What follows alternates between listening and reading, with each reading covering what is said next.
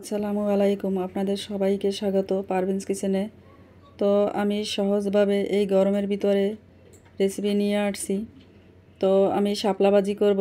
তো শাপলাগুলো আমি ছোট করে কেটে নিয়ে একপাশে রেখে দিয়েছি।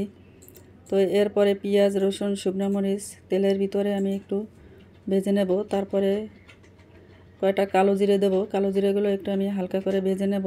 এরপর হলুদের গুঁড়ো দিয়ে একটু নাড়াচাড়া করে ভেজে নেব।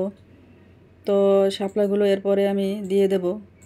তারপরে আমি একটু নাড়াচাড়া করে একটু হালকা সেদ্ধ করে নেব। তারপর আমি লবণ দিয়ে ভালো মতো নাড়াচাড়া করে নেব।